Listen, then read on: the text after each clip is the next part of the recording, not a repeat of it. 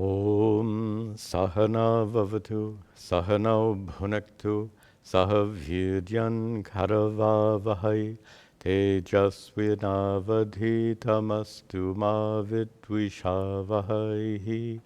Om Shanti Shanti Shanti. Om. Okay, that's working. Welcome to you. Saturday morning at 11 o'clock. Usually we have many students gathered in our hall. Today we have no students because we've temporarily discontinued our in-person classes. There's a very sharp surge of virus cases, especially here in New Jersey. And we're very concerned that all of our students should be safe and healthy. So for a brief time, we'll discontinue our in-person classes. The experts predict this surge will come and go very quickly. So I'm hopeful that in just a few weeks, we'll resume our in-person classes. We'll begin, as always, with some chanting. We'll start with we're in chapter 6, of course, Dhyana Yoga, meditation. We'll start with verse 21. Be sure to read the translation while I'm chanting, and then repeat after me. Sukhamat yantikam yattad, sukhamat yantikam yattad. Oh, I did that again. Sorry. Wrong one. There we go. I keep forgetting. I need to let you see the text here. Thank you. Sukhamat yantikam yattad, sukhamat yantikam yattad, buddhigrahyamatīndriyam, buddhigrahyamatīndriyam, veti yatra na chaivhayam, veti yatra na chaivhayam, stitaschalati tattvataha, stitaschalati tattvataha, yam labdhva cha param labham, yam labdhva cha param labham, manyate nadhikam tataha, manyate nadhikam tataha, yasmin stito na dukkena, yasmin stito na dukkena, gurunapi vichalyate, gurunapi vichalyate. Tam vidya dukkha samyoga, tam vidya dukkha samyoga, viyogam yoga sanyatam, viyogam yoga sanyatam, sanishchayena yoktavyo, sanishchayena yoktavyo, yogo nirvinna chetasa, yogo nirvinna chetasa, sankalpa prabhavan kamans, sankalpa prabhavan kamans, tyaktva sarvana sheshataha, tyaktva sarvana sheshataha, manasaivendriyagramam, manasaivendriyagramam, viniyamya samantataha, viniyamya samantataha,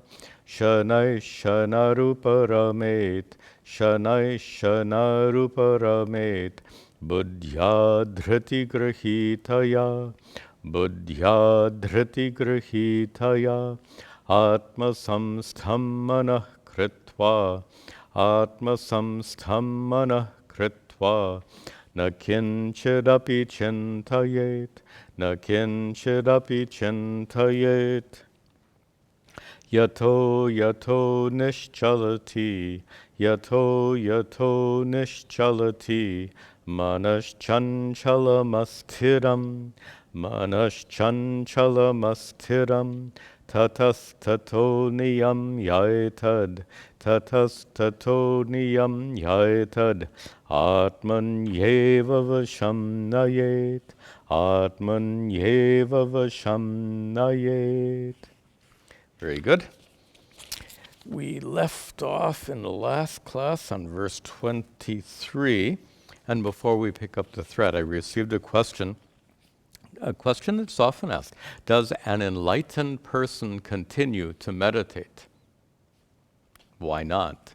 When you develop a love for something, you continue. Notice the difference. Before enlightenment, there might be a need for meditation. Need in the sense that it is sadhana, spiritual practice. So until and unless that sadhana results in enlightenment, there's a need to continue meditating. But after becoming enlightened, there's no need to meditate, but there certainly is a love for meditation. So enlightened person will continue. Okay.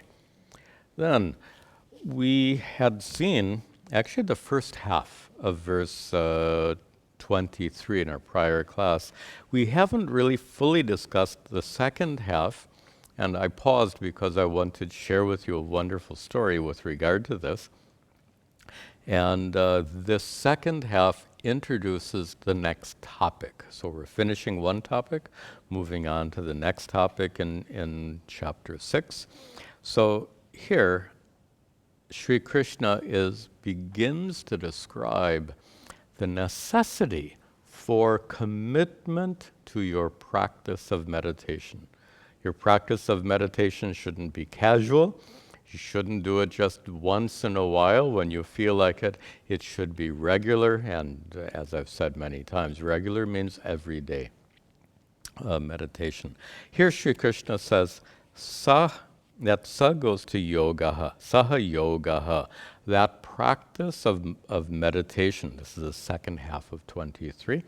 That practice of meditation, yoktavyaha, should be practiced. It should be engaged. You should engage in that practice of meditation.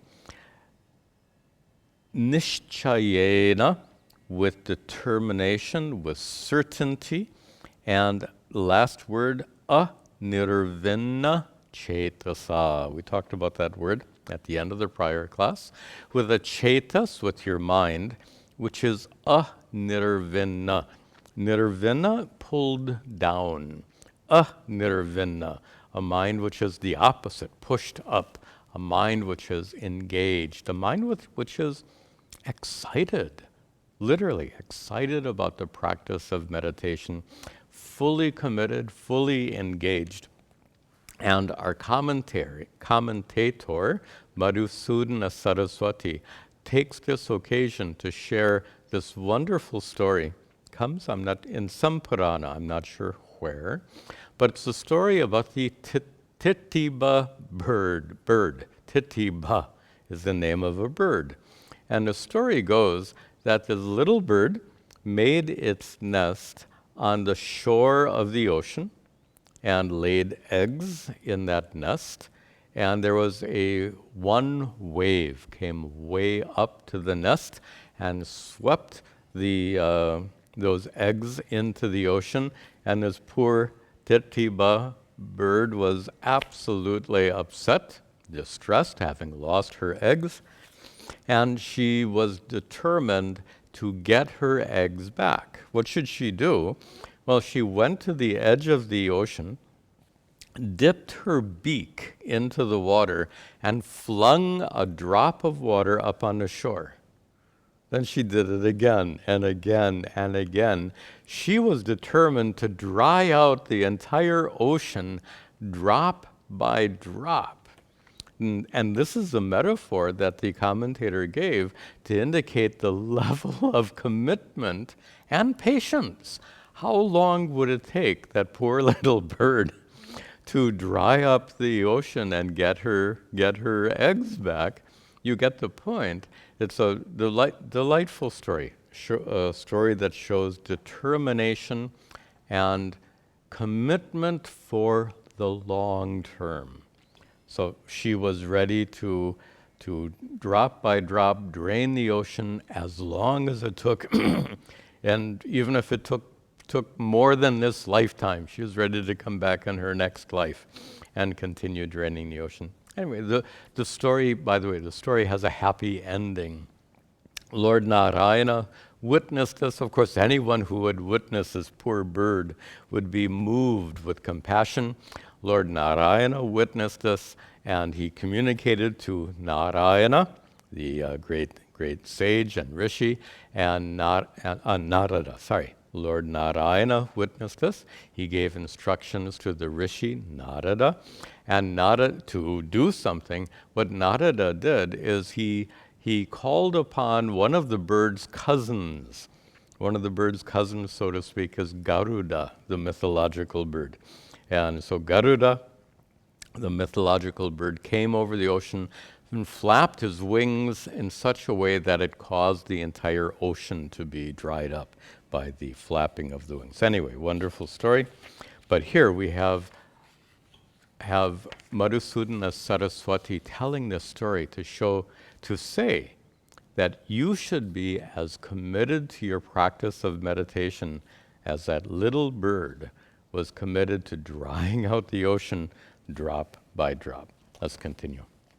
Sankalpa prabhavan kamans, sankalpa prabhavan kamans, tyaktva sarvana sheshataha, tyaktva sarvana sheshataha, manasaivendriya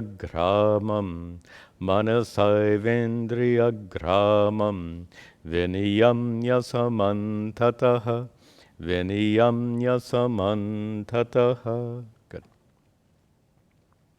In the second line, tyaktva, having given up, sarvan, all, asheshataha, completely, having completely given up all what? In the first line, and kaman, having given up completely all desires which could certainly be a distraction during meditation.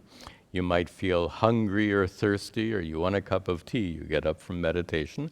So being completely free from those distractions, born of desire.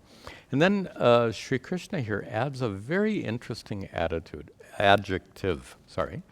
The adjective to kaman, desires, is sankalpa prabhavan. Prabhava, born of sankalpa. Desires born of sankalpa. Sankalpa, many of you know, is an act of will, a decision. And here it doesn't mean an act of will as much as it means a judgment. A decision, in a manner of speaking, a judgment, and a particular kind of judgment. Desires born of judgment. What kind of judgment? When you look upon something or some situation and you say, that is essential for my well-being. Of course, it's not. Your true self, the true source of contentment and peace lies within.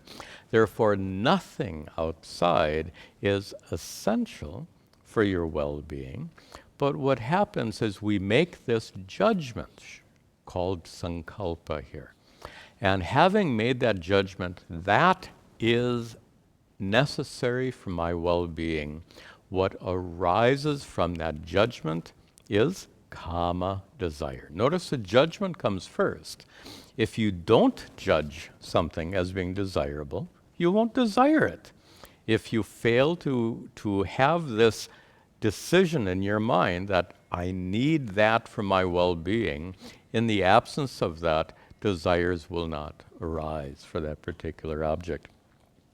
There's a technical term for this. I'll just share it with you. You may know it, you may not.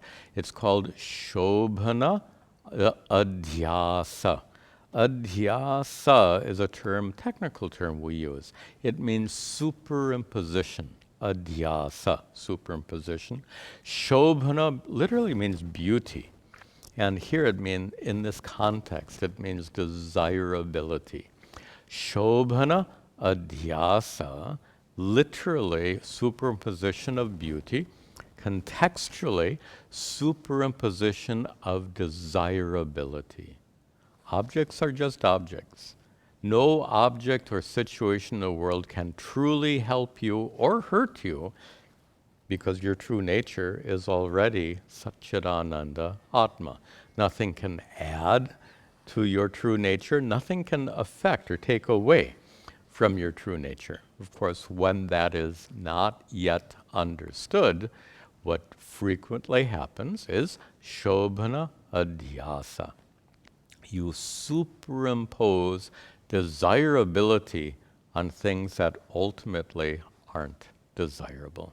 Shobhana adhyasa, here Sri Krishna says sankalpa prabhava, that which is born of this judgment of desirability. Tyaktva, having given up all of those desires completely without exception. And then, in the last line, viniyamya, having controlled what? Go up the line. Manasa eva indriya gramam. We have to break the words apart. Indriya gramam. Grama here doesn't sometimes means town. Here it means collection. So the collection of indriya senses, sight, hearing, taste, touch, and smell, these 5 senses are referred to here as indriya gramam, viniyamya, having controlled those 5 senses. How? Manasa eva, the first 2 words of the 3rd line. With your mind alone. With your mind, having controlled your senses, having withdrawn, viniyamya, having withdrawn your senses, samantataha, literally from all directions, in all manners possible. So having completely controlled your senses, withdrawing them from any possible involvement with the world. We've had this discussion before about controlling your senses. And we've said that you do not and cannot directly control your senses. You might remember my silly way of describing it. If you can control your senses, shut off your power of hearing now. If you've shut off your power of hearing, you shouldn't be able to hear me. Of course, it doesn't work like that. But we do have the capacity to withdraw our senses. Even your power of hearing gets withdrawn if you're sitting in a chair reading a book and you're totally absorbed in reading this book. Someone comes in the room and calls your name and you don't hear. They call your name again. You still don't hear. You have temporarily withdrawn your power of hearing. How? By concentrating your attention on the book you're reading. And this is the key.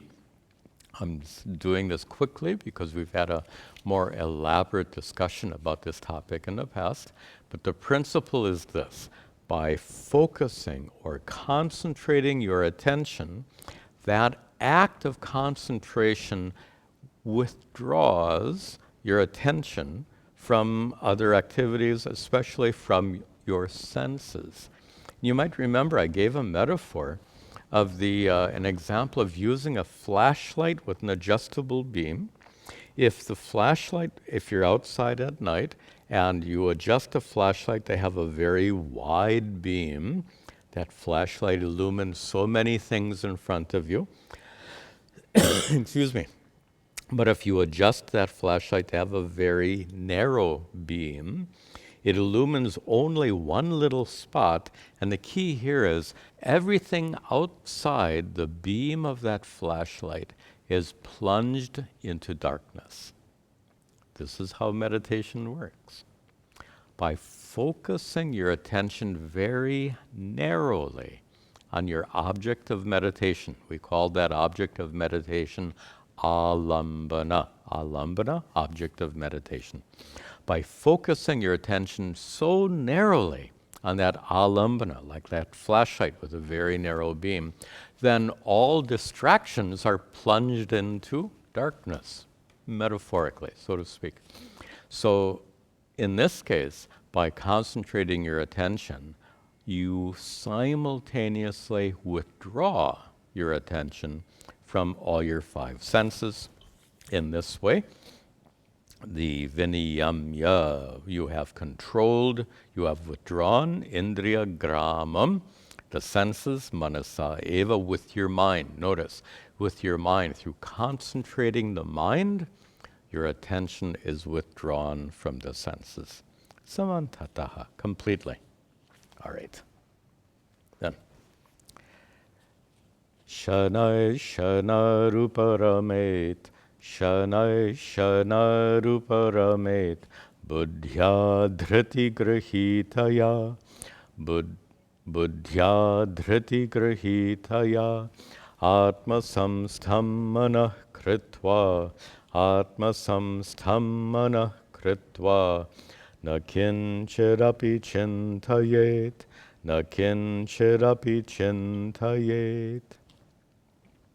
Further instruction about being totally committed and dedicated to this practice of meditation, a practice of meditation which goes on not for days or weeks or even months, but for years and decades. That Titibha bird was prepared to spend a lifetime, drop by drop, trying to dry out the ocean. So this is the metaphor used to describe our commitment, and that's nicely described here. The long-term process, shanaihi uparamet. Uparamet, you should withdraw, reaches back to the prior verse, you should withdraw your mind. Yes, you should withdraw your mind, shanaihi. It could mean slowly, but a better translation would be bit by bit. So you withdraw your mind slowly, which means over a period of time. You withdraw your mind bit by bit, describing meditation as a process. Remember when we began our discussion about meditation, I began by saying meditation is a learned skill. And it takes time to learn any skill. And how do you learn that skill? Practice again and again and again. The more you practice something, the more skill in that activity you gain. That's the process of learning any skill. That's the process of learning meditation as well. So here Sri Krishna says, Shanaihi uparamet. You should withdraw your mind bit by bit, or slowly, over a period of time. How? Buddhya, with your intellect. Now here, notice we're actually describing a hierarchy. The senses are controlled by your mind, and the mind is controlled by your intellect. You see that hierarchy that's set up in these two verses. It's discussed elsewhere in the Bhagavad Gita as well. So the indriyas, the senses, are controlled by concentrating your mind, and then your mind is controlled by means of your buddhi, intellect. And here, many times we're not clear about the difference between buddhi, intellect, and manas, mind. These are two aspects of your mental faculties. You have many mental faculties. This is a very traditional, ancient division of your mental faculties into manas and buddhi. One helpful way of distinguishing the two is manas includes all mental activities that you don't control, and buddhi includes all mental activities that you do deliberately control. So, manas, activities that you don't control, would include sense functions. Right now, with your eyes open, you see me. That's not a deliberate act. Opening your eyes and focusing your attention on the screen you're watching, those are deliberate actions. But having done that with your eyes open, you just see. Senses work automatically, not willfully. So your sense perception would be considered part of manas. mind. Emotions. Do you control your emotions? Careful now. You may control how you respond to an emotion. In fact, you should control how we respond to emotions. But the emotion itself, you have no control over. If you get happy or sad, you can't choose otherwise. Emotions happen to us. We don't do happiness or sadness. Happiness and sadness occurs in our hearts, so to speak. But that heart is here called manas, mind. How about when your mind just wanders, like in a daydream or a dream at night? Those are also examples of non-intentional mental activities, all of which fall in the category of manas. We can distinguish buddhi, the other category of mental activities, which includes intentional thought. Those mental activities that you choose, that you have direct control over. Right now you're choosing to watch this video presentation. That's a choice. That choice was made by the part of your mind known as buddhi. Buddhi also, very importantly, is the seat of willpower. The power to decide, to choose, to do things. That willpower is also part of buddhi. So very simple differentiation. All willful, intentional mental activities, buddhi. All unintentional, uncontrolled mental activities, manas. And then just related, we have our hierarchy. So the indriyas at the lowest level being controlled by the manas, mind, and the manas at a lower level being controlled by the buddhi, intellect, and that's what he says in the second line, buddhya. By means of your buddhi, with your buddhi, uparamate, you should withdraw your mind, shanaihi, bit by bit. And by what kind of buddhi? Sri Krishna says, dhriti grahitaya. A mind, a buddhi which is grahita, literally holding. Actually, not holding, possessed of. A mind which is possessed of dhriti. A mind which is endowed with dhriti. Dhriti has several meanings in the dictionary. One could mean firmness. A common meaning of dhriti here is firmness, commitment. And that also implies patience. Firmness, commitment, determination is another common translation of dhriti. Determination and patience. All of these words remind us of that poor titiba bird. That titiba bird certainly had this firmness and resolve and determination and a lot of patience. All of that is indicated by this word dhriti. And the significance of this is really clear. And that is to attain a very high level of meditative skill is going to take time and effort and a lot of practice. You don't become a deep meditator. You don't become a skillful meditator overnight. Excuse me. Yeah, good. You don't become a skillful meditator overnight. It takes months and years of practice to develop those meditative skills very highly, which means you have to be committed for the long run. This isn't a short-term thing. A little bit like diet. You've all been told that diet doesn't mean cutting back on food for a month and then going back to your old eating habits. What every professional says is diet means a permanent, if you want to lose weight, they say that the only way to diet effectively is a permanent change of your eating habits. Permanent means long term. As long as you live, you have to change your eating habits and eat more healthy food and eat perhaps less food. This means if you want to be healthy, it requires a long-term commitment to healthy eating patterns and other healthy activities in life. Well, the same applies to meditation.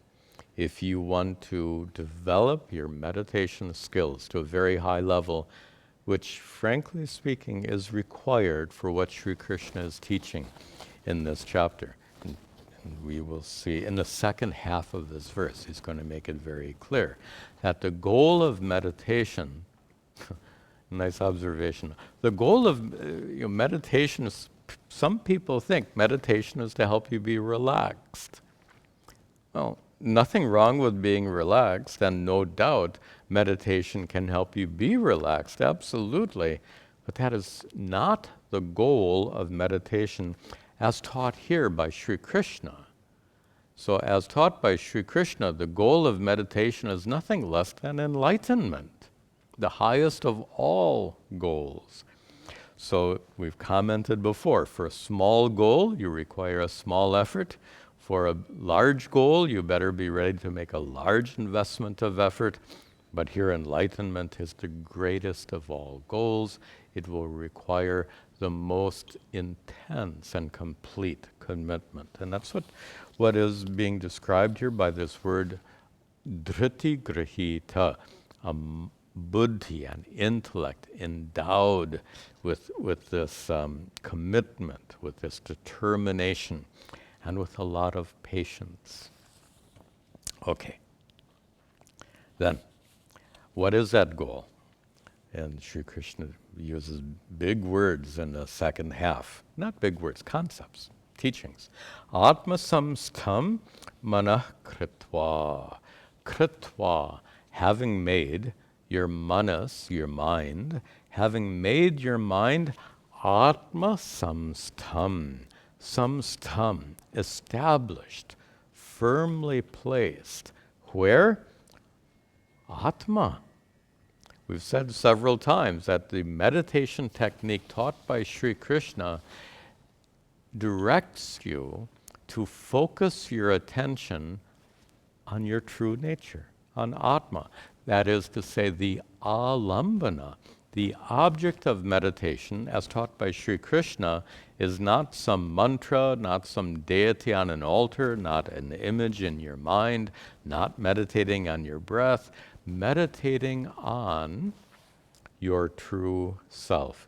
Sri Krishna also says that your true self is the inner divinity, describing Sri Krishna's presence within you.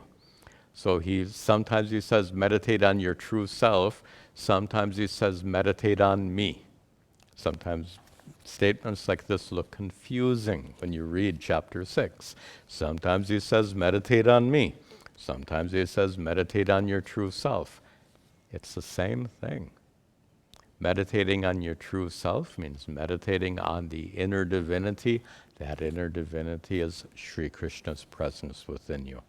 So, manaha kritva, having made your mind samstham, firmly established on Atma, your true self, the inner divinity, Sri Krishna's presence within you, and doing so, na kinchidapi chintayet.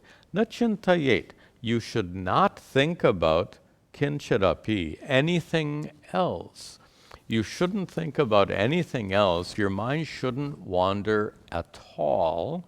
Your mind should be focused on Atma to the exclusion of any other activity. He's describing a condition here of samadhi, total absorption. So to achieve samadhi is not gained through a casual practice of meditation.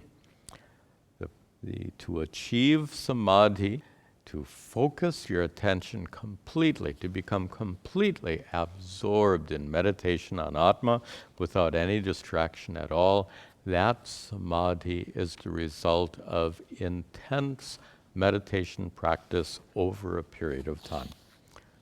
the message is, if you're not meditating yet, get started. Get going. The sooner you begin, the sooner you gain that skill. And if you are meditating currently, excellent, but your practice could be made even deeper. More effort, perhaps a little more time. You can see the importance that Sri Krishna attaches here to the practice of meditation. Be careful. We've commented on this before. The practice of meditation is a means to the end. The end is the discovery of your true self. Meditation in and of itself doesn't impart to you that spiritual wisdom.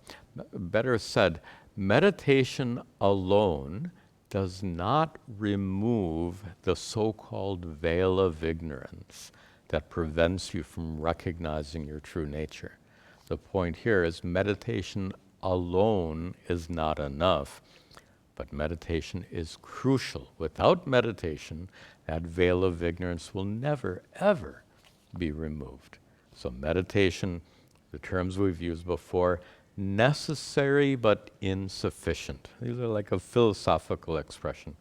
Meditation is a necessary practice, but meditation alone is insufficient. You need meditation as part of a spiritual practice. Nowadays, people like to call it holistic. A holistic spiritual practice includes meditation along with other spiritual practices. Okay, let's continue. Yato yato nischalati, yato yato nischalati, manaschanchalamastiram, manaschanchalamastiram, tatastato niyam yaitata, tatastato niyam yaitad, atman yeva vasham nayet, atman yeva vasham nayet. Continuing on what he just taught, Sri Krishna continues, start in the second line, manaha, mind. The mind which is chanchalam, always active, astiram, and not stable. Very, very good description, very accurate description of the mind. The mind which is chanchalam, always moving, astiram, unsteady. What does that mind do? Go up a line. Nischalati. It wanders. By the way, there's another reading, nischarati, with a ra.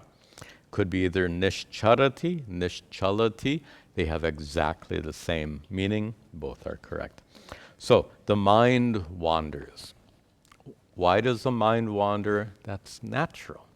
If you are a normal human being, your mind will wander.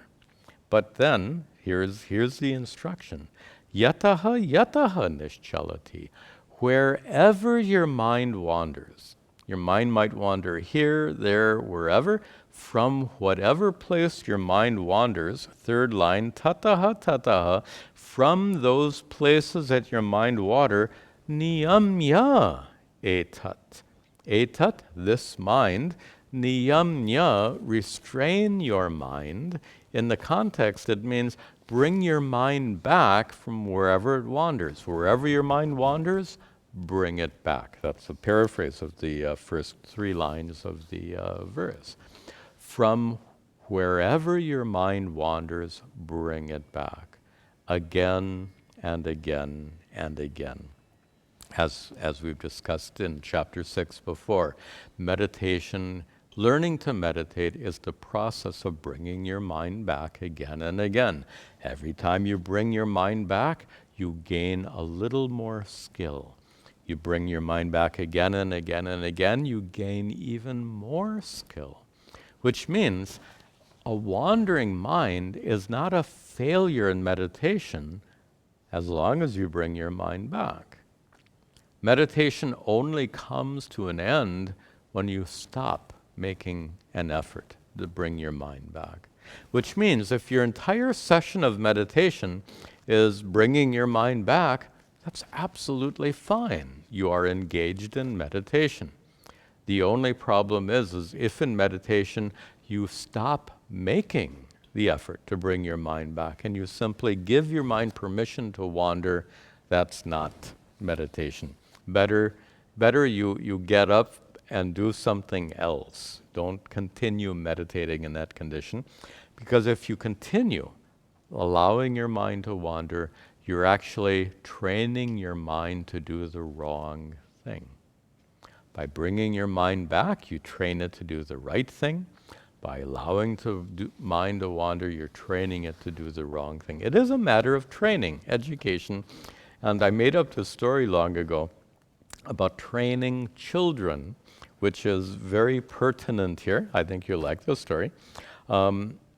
You have seen in Hindu temples that parents like to bring their children, and even very young children, they will bring to the temple, and then the parents will sit in front of the deities, and they'll bring the children. Children will sit there in front of the deities. They'll sit there for about half a minute, and then the children will get up and start running around the temple.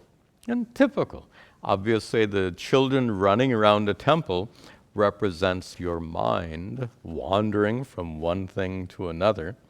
And of course, what the parents will do is they will get up, get their children, and bring them back to the altar.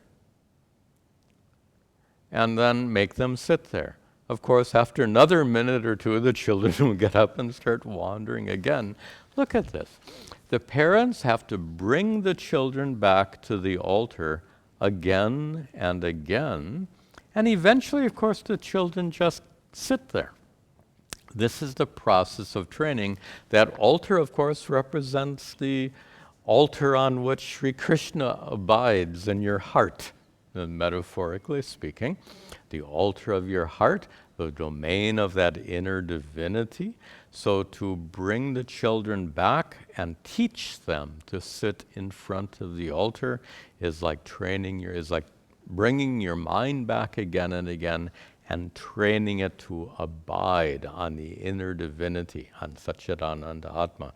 This also shows something further, in fact relates to the question that we had at the opening of the class, and that is, when these children grow up and they go to the temple, they don't they don't run around the temple anymore. They go and sit in front of the altar. Watch this now. They go and sit in front of the altar because they were well trained by their parents. That's partially true, but it's not completely true. They go and sit in front of the altar because they love to. Certainly the training of their parents helped, but eventually these grown children develop a love for sitting in front of the altar. You can see the significance of the metaphor. By bringing your mind back to that inner divinity again and again and again, eventually it's not a matter of self-discipline. Early on, discipline makes your mind controlled and withdrawn and abiding on the self, but eventually that discipline becomes unnecessary because you discover how wonderful it is to just sit quietly and appreciate your true nature, that inner divinity. Simply put, you develop a love for meditation. To do what we love doesn't take effort, doesn't take discipline. The long-term practice of meditation allows you to develop a love for meditation. Early on, it's a matter of discipline, but after extensive practice, definitely you develop a love for meditation. Okay. Where did we leave off? Tatas tato niyamya etat. We saw that. So the first part of this verse says, whenever your mind wanders and wherever it wanders to, you go and you retrieve the mind and bring the mind back to meditating on the self again and again and again, as often as necessary, And in this way, in the final line, Atmani eva vasham nayet. Vasham nayet. You should bring your mind under control and lead your mind where? Atmani eva. To your true self alone. To dwell on that inner divinity, here called Atma, to dwell on that inner divinity and nothing else. Very nicely said. Okay, we'll see one more verse. Prashanta manasam hyenam, prashanta manasam hyenam, yoginam sukhamuttamam, yoginam sukhamuttamam, upaiti shanta rajasam, upaiti shanta rajasam, brahma bhutam akalmasham, brahma bhutam akalmasham. In the second line, you see yoginam is described here. Yogi here means meditator. So yoginam, that meditator. Going up a line, you see breaking up the words, he enam. He, indeed. Enam yoginam. This yogi, this meditator. And which meditator are we talking about? The one who has brought his or her mind back again and again and again over a period of months and years, and that yogi who has eventually developed this love for meditation. One who just loves to sit quietly and appreciate that inner divinity. Enam yoginam. And Sri Krishna gives a nice description here of the advanced meditator. That's accurate, I think. You'll see why. So enam yoginam, this meditator, this advanced is not the right word, skillful. Advanced sounds something different. Skillful. This skillful meditator is one who is, first word, prashanta manasam, is one whose manas, mind, is prashanta, quieted, controlled, restrained, has all those meanings, prashanta. So that skillful meditator who is prashanta manasam, whose mind has been made quiet, that skillful meditator who is in the third line, shanta rajasam. Hear that word shanta again. And I may have mentioned before that shanti and shanta both come from the same verbal root, sham, which means to be quiet. So the literal meaning of shanti, the etymological meaning of shanti is quietude. Peace is a lovely translation, but peace in the sense of utter silence. So prashanta manasam, that mind that's been made completely silent. And here, in the third line, shanta rajasam, one for whom the rajas, the quality of activity of the mind is shanta, quieted. Let's see one more word, and then I want to explain a little bit more in more detail. So shanta rajasam, the mind's natural tendency for activity, the rajas, rajoguna, the quality of activity, is shanta, has been quieted. And that yogi is also akalmasham, freed from kalmasha, freed from impurities. If you can read between the lines a little bit, in akalmasham you can see tamas, the impurity of the mind, the impurity of the mind called tamas. So the mind is subject to these three qualities of nature: sattva, a principle of purity; rajas, principle of activity; and tamas, principle of darkness and lethargy. Mind includes all three of these principles. Of course, through the process of meditation, what we would like to do is reduce the mind's rajas, principle of activity, and reduce the mind's tamas, principle of darkness and inactivity. And that tamas here is represented by, the absence of tamas is represented by a kalmasham in the last line. And this leads to another lovely metaphor of a pond. Suppose there is a pond with some very beautiful fish swimming inside this pond. Can you see the fish in the pond or not? And it depends. If the wind is blowing strong, then there will be many ripples on top of the pond, and the ripples on the pond will prevent you from seeing below the surface, from seeing the fish below the surface of the pond.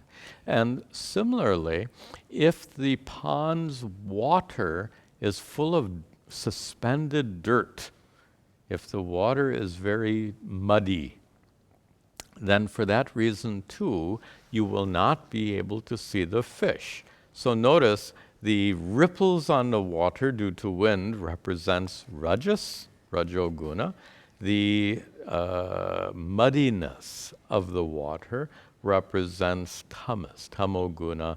And these are, I think, very vivid metaphors for what goes on in our minds. Frequently, our minds are disturbed, agitated. That disturbance and agitation indicates the presence of rajas in our minds, rajoguna, that quality or principle of activity. And similarly, sometimes our minds are very dull.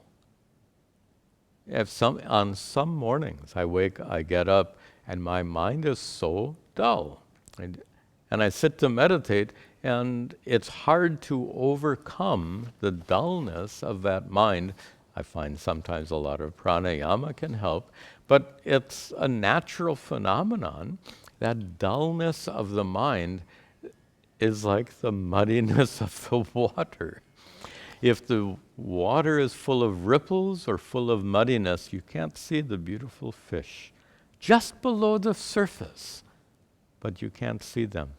In the same way, if your mind is agitated or if your mind is dull, you won't be able to appreciate that inner divinity. Please be careful. Notice I did not say you will not be able to see that inner divinity. You can see the fish. You cannot see that inner divinity. You can figure out why I make this distinction. It's actually a crucial distinction, and a distinction that's often overlooked and neglected, and it causes great confusion in Vedanta and in particular spiritual life in general. You cannot see that inner divinity because that inner divinity is the seer, you. That inner divinity is your true nature. So that inner divinity is not something separate from you or something inside of you that you can somehow see or discover or experience.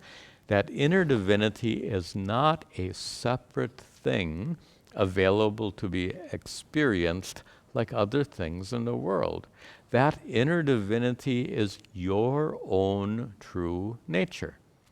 So in the pond, when the water is free from ripples and free from muddiness, you can see the fish.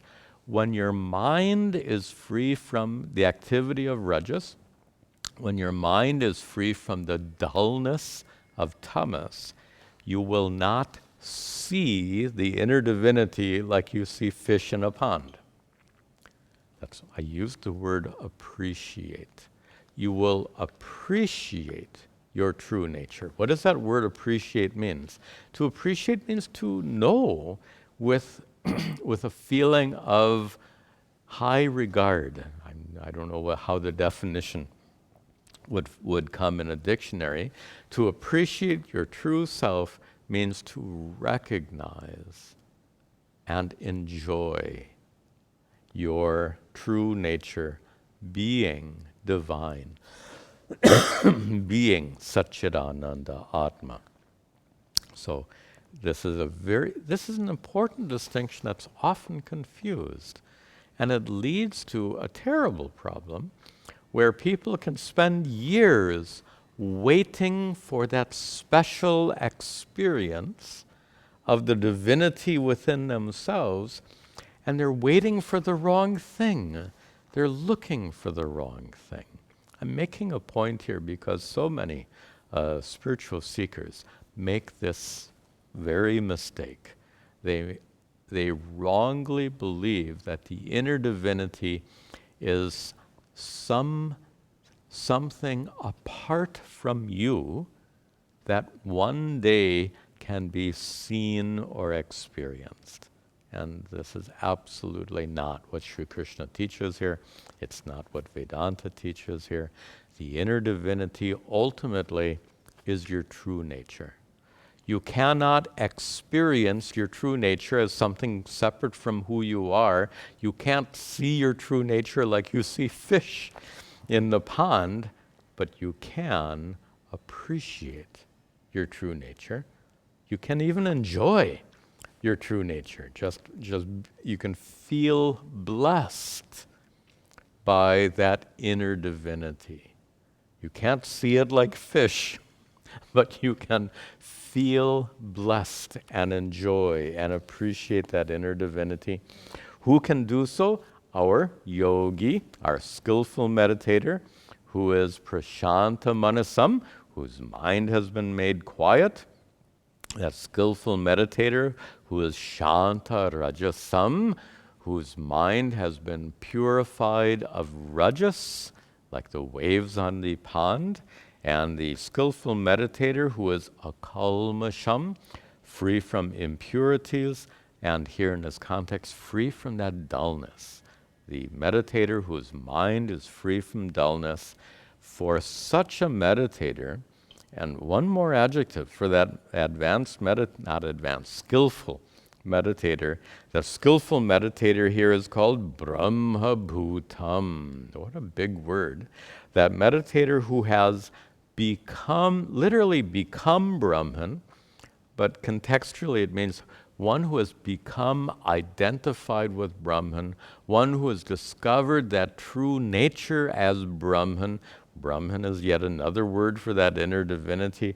And this is our next topic, so I'm going to hold off on a detailed explanation of this word Brahma Bhuta. We'll be discussing that in the next class. So this skillful meditator who is Brahma Bhutam, who has become identified with that Brahman, with one's true nature, with that inner divinity. And now the grammar of this verse is a little tricky. So upaiti is the verb, third line. Upaiti, comes. And comes yoginam, to the yogi. What comes to the yogi gets something. The yogi who is described as one whose mind is quiet, the yogi who is free from rajas, the yogi who is free from tamas, the yogi who has become identified with Brahman, upaiti. Unto that yogi, the yogi gains what?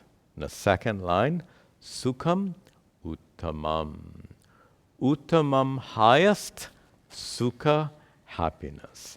And here again, this is another mistake we often make. To that yogi comes the highest happiness. Be very careful that you don't make the wrong conclusion that you see something, and seeing something you feel happy. For example, if your grown children are away from your home for many months or years, they come home to visit. By seeing your children, you become happy.